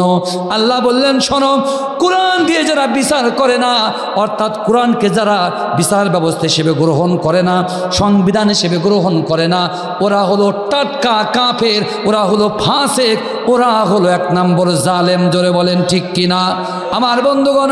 সুতরাং কিয়ামতের কঠিন ময়দানে আল্লাহর আযাব থেকে যদি আপনি বাঁচতে চান, এই কোরআনকে যতদিন আপনি সংবিধান হিসেবে গ্রহণ করবেন না, ততদিন পর্যন্ত আল্লাহর আযাব থেকে বাঁচতে পারবেন না। সুতরাং বলেন তো দেখি, এই কোরআনকে সংবিধান হিসেবে গ্রহণ করার প্রয়োজন আছে না নাই? আমার বন্ধুগণ, বাংলার জমিন যদি কোরআনওয়ালা মানুষেরা বাংলার জমিন যদি শাসন করে, বাংলাদেশে যদি কোরআন ক্ষমতায় যায়, আমার বন্ধুগণ, প্রথম যে সংসদে প্রথম যে অধিবেশনটা বসবে, ওই অধিবেশনে প্রথম কি ভাষণ দেওয়া হবে? প্রত্যেক দেশের যে সমস্ত দলরা ক্ষমতায় যায়, ক্ষমতায় যাওয়ার পরে সারা রাত বসে বসে চিন্তা করে, আরে কি ভাষণ দেব, কি করব, প্রথম অধিবেশনে কি আইন পাশ করব, কি হবে কি না হবে। আমার বন্ধুরা, আল্লাহ রাব্বুল আলামিনের এই সংবিধানটা এমন সংবিধান, এই সংবিধানের ভেতরে আল্লাহ রাব্বুল আলামিন ১৫০০ বছর আগে জানিয়ে দিয়েছে, যদি কোনো রাষ্ট্রে, যদি কোনো দেশ, যদি কোনো সমাজে কোনো কোরআনওয়ালা মানুষেরা ক্ষমতায় যায়, ওরা প্রথম অধিবেশনে যে ভাষণটা দিয়ে দেবে। আল্লাহ রাব্বুল আলামিন, আমার বন্ধুগণ, আল্লাহ রাব্বুল আলামিনের কোরআন যদি বাংলার জমিনে ক্ষমতা যায়, প্রথম যেদিন সংসদ অধিবেশন বসবে, আমার বন্ধুগণ, রাষ্ট্রপতি এবং প্রধানমন্ত্রীর যৌথ স্বাক্ষরে প্রথম যে অধিবেশন বসানো হবে, ওই অধিবেশনে প্রথম যে আইনটা জারি করা হবে, যদি জোহরের ওয়াক্তের আগে সংসদ ভবনে যদি প্রথম অধিবেশন বসে, রাষ্ট্রপতি এবং প্রধানমন্ত্রীর মাধ্যমে প্রথম যে অর্ডিন্যান্সটা জারি করা হবে, আজকে জোহরের পূর্বে বাংলাদেশে যত মানুষের ওপরে নামাজ ফরজ, তাদের জন্য জোহরের নামাজ তাদের জন্য বাধ্যতামূলক করে দেওয়া হলো। আমার ভাইরা, গভীর মনোযোগ দেবেন। ভাই দোয়া করে দেবে এখনই, কারণের যে অবস্থা মাই করে সে অবস্থা, আর বক্তার অবস্থা আরও খারাপ। আমার বন্ধুগণ, 1971 সাল থেকে আজকে 2024 সালের 11 ডিসেম্বর, এত বছর পার হয়ে গেল। বাংলাদেশে এত তাবলীগ করা কাজ হলো, ওয়াজ নসিহত হলো। আমেরিকা থেকে তাবলীগ আসে, ইন্ডিয়া থেকে আসে, জাপান থেকে আসে, ফ্রান্স থেকে আসে, পাকিস্তান থেকে আসে, আর আমাদের বাংলাদেশে তো আছে 2 গ্রুপেরা দাওয়াতি কাজ করছে। আমার বন্ধুগণ, এত দাওয়াতি কাজ, এত কিছু হওয়ার পরেও, এতদিন এত মুজাহাদা হওয়ার পরেও বাংলাদেশে নামাজ কায়েম তো দূরের কথা, এখনো নামাজ কি অনেক মানুষ নামাজ সম্পর্কে এখনো জানে না। জোরে বলেন ঠিক কিনা আমার বন্ধুগণ। বাংলাদেশে যদি কোরআনওয়ালা মানুষরা ক্ষমতায় যায়, আমার বাংলার জমিনে কোরআনের রাজ কেন এত জরুরি? আমরা যারা নামাজ করে পাগল হই, আমার বন্ধুগণ, নামাজ নিয়ে পাগল হওয়ার অনেকগুলো কারণ আছে। আমরা যারা নামাজ নিয়ে পাগল হই, বাংলাদেশে যদি কোরআনের রাজ কায়েম হয় আর রাষ্ট্রপতির ভাষণের মাধ্যমে যদি নামাজটা বাধ্যতামূলক করে দেওয়া হয়, জোহরের ওয়াক্তে নামাজ বাধ্যতামূলক করে দেওয়া হবে, আমার বন্ধুগণ, রাষ্ট্রপতির ভাষণ হওয়ার সাথে সাথে পুলিশ, আর্মি, র্যাব, বিজিবি যেখানে আছে, আমার বন্ধুগণ, এই যে যৌথ অভিযানে দেখবেন সেনাবাহিনীর হাতে 2 হাতে 2.5 হাতে এরকম চক্রা ফকরা লাল কষা পাওয়া যায়। দেখেছেন বেতেল্লা 2.5 হাতে মার। আমার বন্ধুগণ, যখন গভর্নমেন্টের পক্ষ থেকে, সংসদ থেকে বলা হবে আজ থেকে প্রত্যেকটা মানুষের উপরে জোরে নামাজ বাধ্যতামূলক করা হলো, সেনাবাহিনী এসে যখন অভিযান শুরু করবে, জোহরের নামাজ শেষ, হাইয়া আলাস সালাহ, হাইয়া আলাল ফালাহ বলে যখন আহ্বান করা হবে, এরপরেও যারা চায়ের দোকানে বসে বসে গপ্প মারবে, ওই সেনাবাহিনী কাপড় উঁচু করে যখন 2টা ডান্ডা ঘাঁপিয়ে দেবে, ওই দিন থেকে বাবার নাম ভুলে যে নামাজ কোথায় আছে, মসজিদ কোথায় আছে, হাঁকড় ফাঁকড় করতে করতে দৌড় দেবে। সুতরাং আরে নামাজ অত্যন্ত গুরুত্বপূর্ণ, দামি, খুব দামি কথা, এসব আর বলা প্রয়োজন হবে না। রাষ্ট্রপতির ভাষণের সাথে সাথে সেনাবাহিনী, পুলিশ যখন এসে মার যখন শুরু করবে 2.5 হাতে পাঁচনে দিয়ে, কোন বাংলাদেশের মুসলমান নামাজ বাদ দিয়ে চায়ের দোকানে হোয়াইট হাউস স্থাপন করার সময় পাবে না, জোরে বলেন ঠিক কিনা? সুতরাং বাংলার জমিনে কোরআনওয়ালা মানুষদের সংসদে প্রেরণ করার প্রয়োজন আছে না নাই? আমার ভাইরা, বাংলাদেশে যদি নামাজ কায়েম হয় কি লাভ? আল্লাহ রাব্বুল আলামিন কোরআন দ্বারা জানিয়ে দিয়ে বলছেন, ইন্নাস সালাতা তানহা আনিল ফাহশাই ওয়াল মুনকার। আল্লাহ বললেন, শোনো, নিশ্চয়ই এই নামাজ সকল রকম অশ্লীলতা এবং খারাপ এবং বেহায়াপনা কাজ থেকে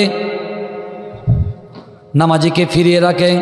সুতরাং আমার বন্ধুগণ, আল্লাহ রাব্বুল আলামিন বলেছেন যে নামাজ অশ্লীলতা থেকে মানুষকে ফিরিয়ে রাখে।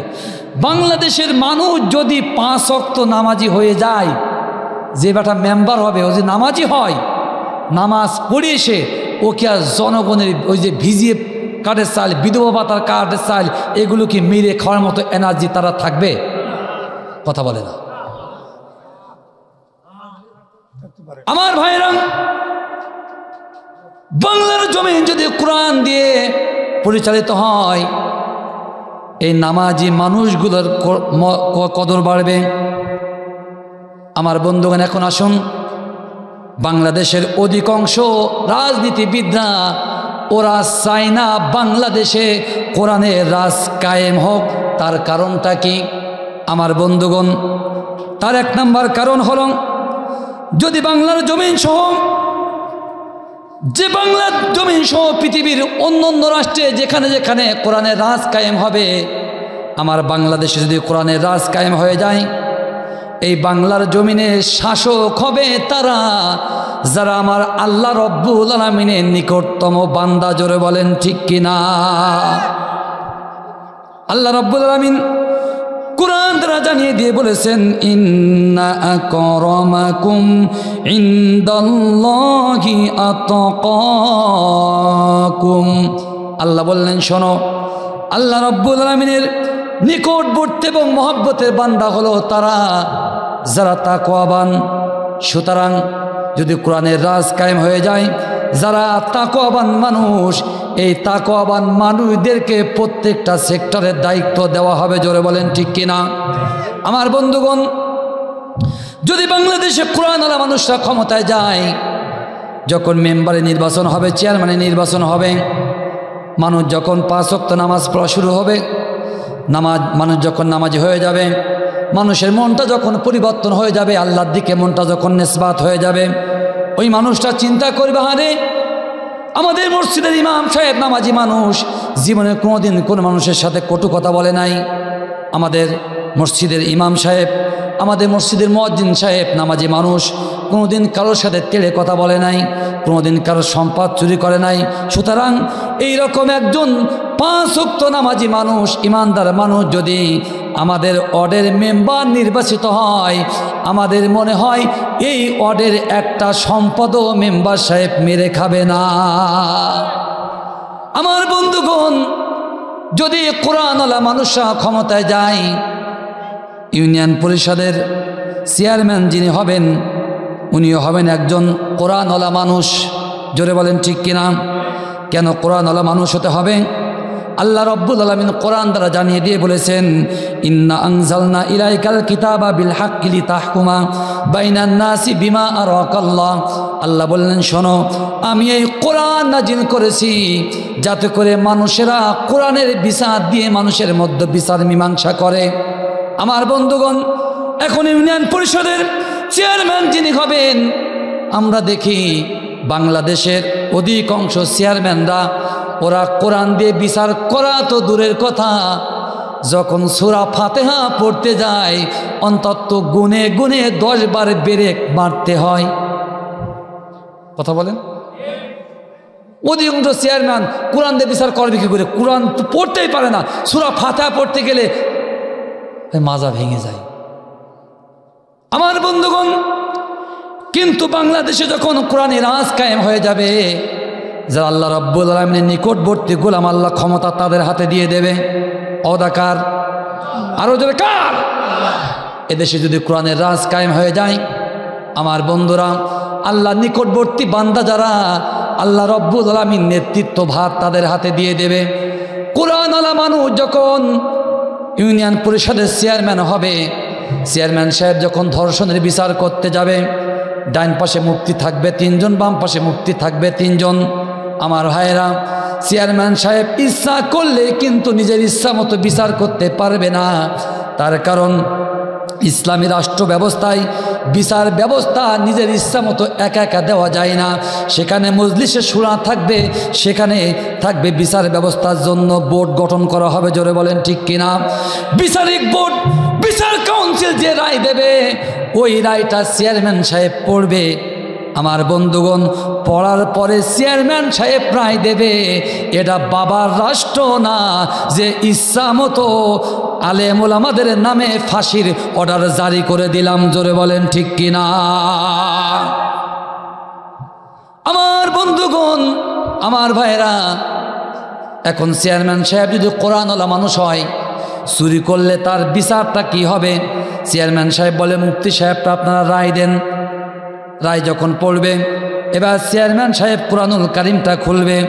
আল্লাহ রব্বুল আলামিন চুরি সংক্রান্ত আয়াত কোথায় দিয়েছে, চেয়ারম্যান সাহেব কোরআনুল কারিমের আয়াতটা দেখবে, আর মুফতি সাহেবরা তেলাওয়াত করে বলবে, চেয়ারম্যান সাহেব আল্লাহ রব্বুল আলামিন কোরআনের মাধ্যমে জানিয়ে দিয়েছেন, চোর মহিলা হোক বা পুরুষ হোক তার হাত কাটতে হবে। চেয়ারম্যান সাহেবও দেখবে আল্লাহ রব্বুল আলামিন কোরআনে একই কথা বলেছে। আমার বন্ধুগণ, চেয়ারম্যান বিচার করবে কোরআন দিয়ে। কোরআন দিয়ে যখন বিচার করা হবে, ওই বিচারে কেউ ঠকবে না, ওই বিচারে কোনো হার জিত হবে না। জোরে বলেন ঠিক কিনা? আমার বন্ধুগণ, এই জন্য বাংলার জমিনে কোরআনের রাজ কায়েম হতে হবে। এত রাষ্ট্রের কথা বললাম, এখন আমরা যারা জনগণ, আমাদের কী লাভ? এই কোরআনের রাজ কায়েম করতে গেলে জীবন দিতে হবে, অর্থ দিতে হবে, আমাদের অনেক কষ্ট করতে হবে। আমার বন্ধুগণ, এই জীবন এবং অর্থ কেন দেব? কারণটা কি? দিয়ে আমাদের কী লাভ? আমাদের এহকালে কী লাভ, পরকালে কী লাভ? অনেকে বলবে, হুজুর পরকালের বিষয় রাখেন, পরকালতে দেখতে পাবো না, এহকালে লাভটা কি? আমার বন্ধুগণ, আমার ভাইয়েরা, যদি বাংলার জমিনে ইসলামী রাষ্ট্র ব্যবস্থা হয়, কোরআন দিয়ে যদি বাংলার জমিনটা চলে, এই বাংলাদেশে সুদভিত্তিক অর্থ ব্যবস্থা চিরতরে হারাম ঘোষণা করা হবে। এই বাংলার জমিনে জাকাত ভিত্তিক অর্থ ব্যবস্থা চালু করা হবে। আমার বন্ধুগণ, জাকাত ভিত্তিক অর্থ ব্যবস্থা চালু হলে আমাদের জনগণের কী লাভ? বর্তমান ইসলামী অর্থনীতিবিদরা বলেছেন, বাংলাদেশে যে অর্থনৈতিক অবস্থা, এই অবস্থার মধ্য দিয়েও যদি সহিভাবে জাকাত আদায় হয়, অন্তত বাংলাদেশে প্রত্যেক বছর 40,000 কোটি টাকা এই বাংলার জমিনে জাকাত আদায় হবে। আমার ভাইরা, প্রত্যেক বছর যদি 40,000 কোটি টাকা জাকাত আদায় হয়, আল্লাহর কসম করে বললাম, গুনে গুনে মাত্র 10 বছর সময় দেবেন। গুনে গুনে মাত্র 10 বছর সময়, 10 বছর সময় পার করার সাথে সাথে এই বাংলাদেশে জাকাত নেওয়ার মতো একটা আল্লাহর বান্দা কেউ খুঁজে পাওয়া যাবে না। কথা মান না আমার আল্লাহর? আল্লাহ তাআলা কোরআন দ্বারা জানিয়ে দিয়ে বলছেন, ওয়ালাউ আন্না আহলাল কুরা আমানু ওয়াত্তাকাউ লাফাতাহনা আলাইহিম বারাকাতিম মিনাস সামাই ওয়াল আরদ। আল্লাহ বললেন, শোনো, যদি জমিনের মানুষেরা, জনপদের মানুষেরা কোরআনের বিধানটা গ্রহণ করে, তারা যদি কোরআনের রাজ কায়েম করে দেয়, লাফাতাহনা আলাইহিম বারাকাতিম মিনাস সামাই ওয়াল আরদ, আল্লাহ রব্বুল আলামিনের আসমান থেকে রহমতের বৃষ্টি অঝরঝানাই বর্ষণ হবে। আমার বন্ধুগণ, আর আল্লাহ রহমতের বৃষ্টি যদি অঝরঝানাই বর্ষণ হয়, আল্লাহর কসম করে বললাম, বাংলাদেশে যারা রিক্সা চালাবে, ওই রিক্সা চালকরাও জাকাত তারা হাতে নিবে না। প্রমাণ কি? প্রমাণ নেবেন না ভাই? আমার বন্ধুগণ, চলে যান আল্লাহ রসুলের সাহাবাদের যুগে খলিফাতুল মুসলিমিন ওমর ইবনুল খাত্তাবের কথা মনে পড়ে যায়। ওমর ইবনুল খাত্তাব রাদিয়াল্লাহু তাআলা আনহু একজন নবীর সাহাবীকে বলেন, নবীর সাহাবীরে, আমার কাছে কিছু জাকাতের টাকা আছে, জাকাতের টাকাগুলো নিয়ে তোমরা জনগণের মাঝে বিতরণ করো। ওই সাহাবা জাকাতের টাকা নিয়ে চলে গেলেন, মক্কা মদিনার গলিতে গলিতে খোঁজাখুঁজি শুরু করলেন। আমার ভাইরা, গুনে গুনে 5 দিন পার হয়ে গেল, কিন্তু জাকাতের টাকা কাকে দেবে এমন কোনো মানুষ খুঁজে পাওয়া গেল না। খলিফাতুল মুসলিমিন ওমর ইবনুল খাত্তাব আরেকজন সাহাবীকে বললেন, সাহাবীরে, তুমিও যাও, কিছু জাকাতের টাকা নিয়ে চলে যাও মক্কা মদিনা গলিতে গলিতে, যারা জাকাত নেওয়ার মতো মানুষ আছে তাদের হাতে জাকাতের টাকাটা পৌঁছে দাও। দ্বিতীয় সাহাবী তিনিও চলে গেলেন, গুনে গুনে 3 দিন ঘোরাঘুরি করলেন, জাকাতের টাকা কাকে দেবে এমন কোনো মানুষ খুঁজে পেলেন না। ওই যে প্রথম সাহাবা 7 দিন ঘোরাঘুরি করার পরে ক্লান্ত পরিশ্রান্ত, উনি পাহাড়ের পদদেশে একটু বিশ্রাম নেওয়ার জন্য উনি শুয়ে আছেন, আর ওই জাকাতের টাকাটা কেউ নেবে না বলে ওই ছাতা এক পাশে ফেলে রেখেছে। কে নেবে? আমার বন্ধুগণ, প্রথম সাহাবী ক্লান্ত পরিশ্রান্ত, 7 দিন ঘুরেছে, একটা মানুষও পায় নাই। দ্বিতীয় সাহাবী 3 দিন খোঁজার পর যখন কোনো মানুষ পেল না, উনি দেখলেন একজন মানুষ ক্লান্ত পরিশ্রান্ত, উনি শুয়ে আছেন। দ্বিতীয় সাহাবী মনে করল, আরে আল্লাহ রব্বুল আলামিন মনে হয় এই বোঝা আমার কাঁধ থেকে নামানোর ব্যবস্থা করে দিয়েছে। দ্বিতীয় সাহাবী প্রথম সাহাবীর কাছে বলছে, ভাই, তোমার চেহারা দেখে মনে হয় তুমি খুব ক্লান্ত পরিশ্রান্ত, অর্থবিত্ত তোমার নাই। বাইরে আমার কাছে কিছু জাকাতের টাকা আছে, এই টাকাগুলো তুমি গ্রহণ করো, টাকাগুলো তুমি নাও। তার কারণ খলিফাতুল মুসলিমিন আমিরুল মুমিনিন এই জাকাতের টাকাগুলো বিতরণ করার জন্য আমাকে প্রেরণ করেছে। আজকের গুনে গুনে 3 দিন পার করলাম, একটা মানুষ কেউ পেলাম না যে জাকাতের টাকা নেবে। আমার ভাইরা, এই কথা যখন বলল, প্রথম সাহাবী উনি শোয়া থেকে উঠে বসে মুসকি মুসকে এসে বলল, ভাই, আপনি ভুল করছেন, আপনিও যে কাজের কাজী, আমিও খলিফাতুল মুসলিমিনের সেই একই কর্মচারী। আমি 3 দিন নয়, গুনে গুনে 7 দিন মক্কার গলিতে গলিতে ঘুরলাম, কিন্তু আল্লাহ রব্বুল আলামিনের একটা বান্দাকেও পেলাম না এই জাকাতের টাকাগুলো নেওয়ার মতো। জোরে বলুন সুবহানাল্লাহ। আমার ভাইরা, আমার বাংলাদেশে যদি কোরআনের রাজ কায়েম হয়ে যায় আর জাকাত ভিত্তিক অর্থ ব্যবস্থা চালু হয়, আল্লাহর কসম করে বললাম রে ভাই, এই বাংলাদেশের একটা মানুষের অভাব বলে কি এই জিনিসটা থাকবে না। সুতরাং বলেন তো দেখি ভাইরা, এই বাংলাদেশে কোরআনের হুকুমাত কায়েমের প্রয়োজন আছে কি নাই? ভাই, ওয়াজ দরকার নেই, এইগুলো বোঝাতে হয় মানুষের। আমি ভাঙা ভাঙা কণ্ঠে যা বললাম, এইগুলো মানুষের দ্বারে দ্বারে পৌঁছাতে হবে যে আজকের 1971 সাল থেকে আজ পর্যন্ত কত মামা গেল, কত খালু আসলো, সব সেতা দেখা শেষ। আগামী দিন হবে আল্লাহ রব্বুল আলামিনের এই কোরআনের বাংলাদেশ। জোরে বলেন ঠিক কিনা? আরো জোরে ঠিক কিনা? যদি কোরআনের বাংলাদেশ হয়, বাংলাদেশের একটা মানুষও না খেয়ে থাকবে না, একটা নারীও আর চোখের পানি ফেলে তারা ঘরের মধ্যে কাঁদবে না, একটা নারীর দিকে কোনো পুরুষ লেলু দৃষ্টিতে তাকানোর সাহস তারা পাবে না। জোরে বলেন ঠিক কিনা? সুতরাং এরকম একটা স্বর্ণালী যুগ আমাদের বাংলাদেশে বড় প্রয়োজন। তার কারণ কেউ আসবে স্বৈরাচারী করবে, কেউ এ করবে, কেউ ভাইয়ের আইন কায়েম করবে, কেউ দাদার আইন কায়েম করবে, কেউ মার আইন কায়েম করবে। কোনো আইন বাংলাদেশে মানুষের বরদাস্ত করবে না, একমাত্র আইন যার হবে তার কাল। সুতরাং সে আল্লাহর আইন যদি চেতে হয়, কোরআনের আইন ব্যতীত সে আল্লাহর আইন পাওয়া সম্ভব নয়। আমার বন্ধুগণ, আল্লাহ ওয়াদা করেছেন যদি কোরআনের আইন এসে যায়, মানুষের শুধু শান্তি আর শান্তি। তাকিয়ে দেখেন আফগানিস্তানের দিকে, কতদিন স্বাধীনতা অর্জন করেছে আফগানিস্তান, কতদিন হয়েছে? তালেবান ক্ষমতায় কত বছর? সীমিত কয়েকদিন। আমেরিকা বলল তালেবান আমাদের তাড়িয়েছে, ওদের সমস্ত অর্থগুলো আটকিয়ে দাও। সেতা হয়েছে আটকিয়ে। বর্তমান গোটা পৃথিবীর জমিনে আফগানিস্তান অন্যতম একটা অর্থনৈতিক পরাশক্তি। তার কারণ আল্লাহর রহমতের বৃষ্টি আফগানিস্তানের জমিনে অজরঝরাই বর্ষণ হওয়া শুরু হয়ে গেছে। জোরে বলেন ঠিক কিনা? আমার বাংলাদেশের মোল্লা মৌলবী আমরা শুধু গুতগুতি করি, কাঠ টুপি এক হাত লম্বা আর কাঠ টুপি গার সাথে লাগানো, কে জিকির করে আর কে জিকির করে না, কিরা ইল্লাল্লাহর পক্ষে আর কিরা ইল্লাল্লাহর বিপক্ষে। আর আফগানিস্তানের মৌলবীরা ক্ষমতায় এসে তারা মার্সেন্টেজ বেঞ্চ তারা আবিষ্কার করে। জোরে বলেন ঠিক কিনা? আফগানের মৌলবীরা তারা মেডিকেল সায়েন্স, তারা মানে যত রকম বিজ্ঞানের উৎকর্ষ সাধন করা যায় সব দিকে তারা তাদের দৃষ্টি।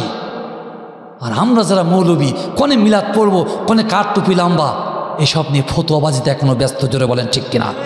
কেউ বলে অমুকের আকীদা ঠিক নেই। তোমার ঠিক না, তুমি এখন পিছিয়ে থাকো কেন, সামনে এসে রাখো। আকীদা বলো, আকীদা হয়েছে, আকীদা ঠিক নেই। তোমার আকীদা তো ঠিক। তোমার সামনে স্বৈরাচাররা মাথা উঁচু করে আলেম ওলামাদের ফাঁসি দিয়েছে, তোমার আকীদা ঠিক, তুমি কেন কথা বলো নাই? ও সময় আকীদার কথা মনে পড়ে না। আমার বন্ধুগণ, এজন্য সব ভেদাভেদ ভুলে যেয়ে আকীদা নয়, একটু সামান্য মতভেদ থাকবে, সব কিছু ভুলে যেয়ে কোরআনের রাজ কায়েম করো, তারপর আকীদা ঠিক হয়ে যাবে অলরেডি। জোরে বলেন ঠিক কিনা? অন্যথায় বাংলার জমিনে মুসলমানদের কপালে অশেষ দুঃখ সামনে অপেক্ষা করছে। স্বৈরাচার পতন হয়েছে, মর্দে মুজাহিদদের রক্তের দাগ এখনো জমিন থেকে শোকায় নাই। সেই স্বৈরাচাররা হুমকি দেয়, আমরা আবার দেখে নেব। কথা বলে না? এখনো যদি এখন টাটকা লেগে আছে, এখন যদি এই হুমকি দেয়, 5 বছর পরে কি করবে ভেবেচিন্তে কাজ করেন প্রিয় ভাইরা। এজন্য স্বৈরাচার যদি পতন করতে হয়, স্বৈরাচার যদি পতন করতে হয়, এই কোরআনের শাসন ব্যবস্থার বিকল্প কোনো ব্যবস্থা আর নাই। যেই ক্ষমতায় আসুক, ওই স্বৈরাচার আবার মাথা ছাড়া দৌড়বে। যদি কিনা কোরআন ক্ষমতা আসে, স্বৈরাচার চিরদিনের জন্য মাথা কাটা যাবে, স্বৈরাচারের গোড়া পচে যাবে, পচে যাবে, পচে যাবে। জোরে বলেন ঠিক কিনা?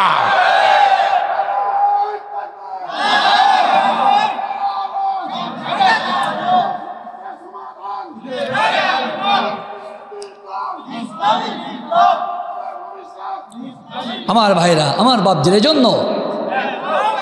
এজন্য আগামী দিন যাতে কোরআন ক্ষমতায় যায় তার জন্য সর্বোত্তক প্রচেষ্টা করতে হবে। রাজি আছেন তো ইনশাল্লাহ?